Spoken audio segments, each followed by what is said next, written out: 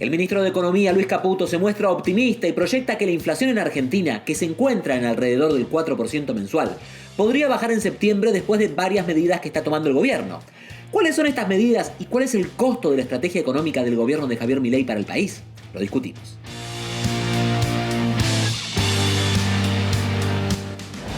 Y para ello saludamos al economista Javier Marcus, quien se encuentra en la ciudad de Buenos Aires. Javier, bienvenido a CNN Dinero. Decíamos que la inflación actual de la Argentina ronda el 4% después de varios meses, sobre todo desde la llegada de Javier Milei y la devaluación que hizo. Apenas llegó de niveles de más de un 20% mensual, simplemente. ¿Seguirá bajando la inflación? ¿Este es el piso al que llega la Argentina, donde viene lidiando con la inflación desde hace mucho tiempo? ¿Cómo lo ves? Por un lado, claramente hay una gran baja de la inflación. Esa baja, como decías, venimos de niveles estratosféricos de un 20 mensual, con un gran desorden en el final del gobierno anterior, donde el consumo estaba en niveles muy altos en relación a la economía y se requería un fuerte reordenamiento que fue el que, digamos, de alguna manera es lo que está sucediendo, mucho más fuerte, por ejemplo, del que hizo el gobierno de Macri en su momento. La inflación viene bajando, pero justo estaba leyendo un informe de José Chahue, economista estratega de Consultatio, que mostraba que la inflación núcleo, es decir, la inflación no estacional, la de los productos que se sostienen en el tiempo, en los últimos meses prácticamente no ha bajado.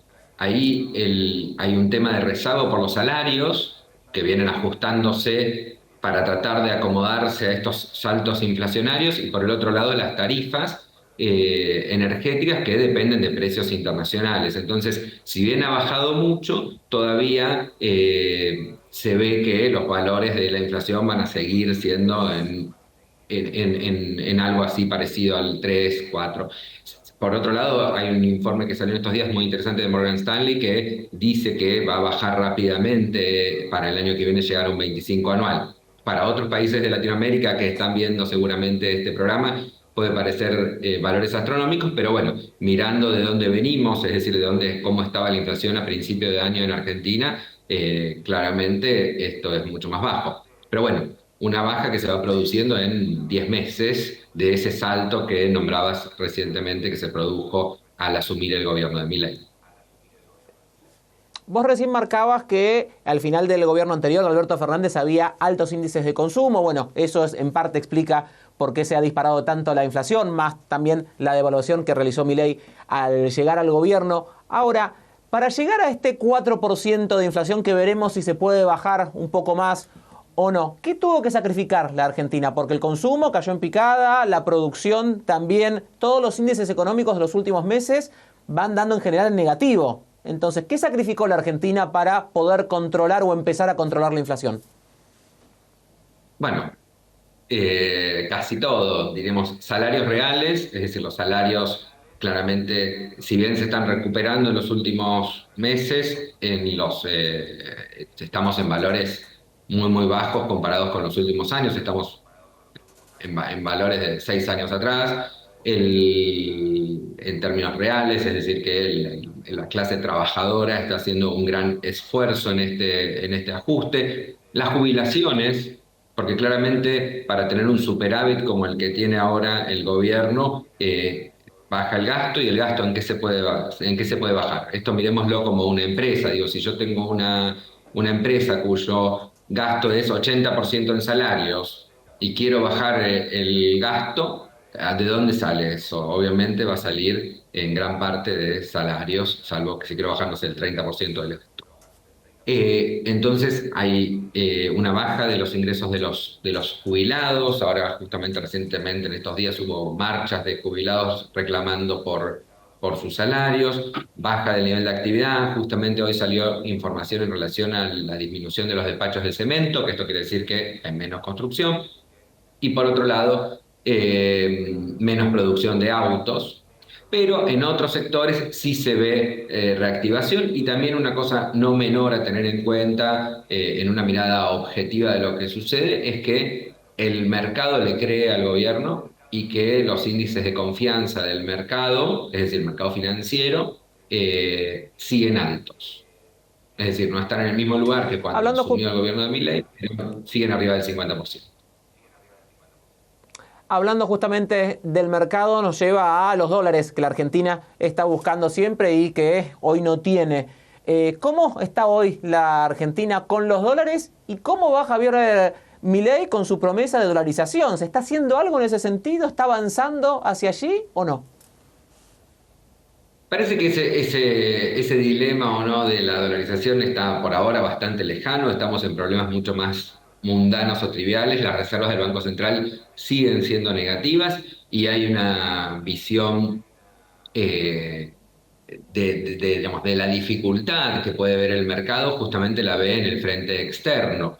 Las reservas justamente son negativas. Argentina depende de la soja, que bajó muchísimo en los últimos meses, depende del el petróleo y ahora hubo una baja de un impuesto que tiene Argentina en las importaciones, que es el impuesto país, así que vamos a depender cada vez más de lo que suceda con las otras monedas emergentes y cómo esto haga más pronunciada o menos pronunciada la escasez de dólares para un país que debe dólares, además de que tiene problemas de balanza comercial, es decir, de cómo generar esos dólares, tiene una deuda grande en dólares. Ahí hay que ver qué pasa con las esperadas buenas noticias en términos macroeconómicos. No estamos hablando de buenas noticias en términos de la vida cotidiana de la gente, sino que estamos hablando en términos macroeconómicos. Hay un blanqueo fiscal, un sinceramiento que posiblemente traiga un número elevado de dólares. Hay un flujo posible también de inversiones que anuncia el gobierno con las llamadas RIGI, que también ingresaría dólares, entonces esto calmaría el frente externo. Pero bueno, también hubo anuncios en el pasado de préstamos de gran tamaño que hasta ahora no han sucedido.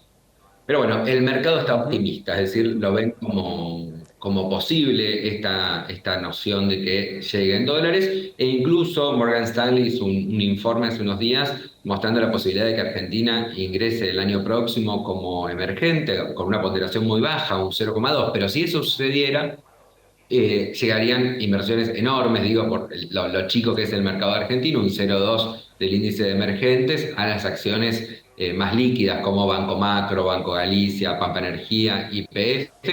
Así que si uno lo ve, ya que estamos hablando de dinero en términos de inversiones, habría una oportunidad de inversión por ese lado por el tema de los flujos, es decir, flujos de dinero hacia Argentina. Pero sí, Argentina hoy está con un gran problema en relación a los dólares, por eso tenemos un cepo cambiario, ya palabra conocida, donde hay muchas restricciones Conocida. al uso y al acceso al mercado de dólares. Vos recién hablabas de la confianza del mercado, de reservas negativas y de la deuda. Argentina tiene que pagar en los próximos meses varios millones de dólares. Se habla de 5.500 millones de dólares para comienzos del próximo año. ¿Tiene para pagar eso? ¿Tiene con la credibilidad del mercado posibilidad de refinanciarlo? ¿O en los próximos meses va a estar en un nuevo cuello de botella y la situación puede complicarse un poco más? En principio parecería que el frente económico está bastante saldado. Una prueba de fuego que hubo en los últimos días fue el lunes negro, ¿no? Esta gran baja que se produjo en el mundo a partir de lo que sucedió en Japón y la reacción de los bonos argentinos fue positiva y se vienen recuperando. Quiere decir que el mercado, digo, más allá de mi opinión personal, lo ve como que ese dinero va a estar disponible. El Banco Central ha dicho que tiene el dinero para los intereses, lo ha separado.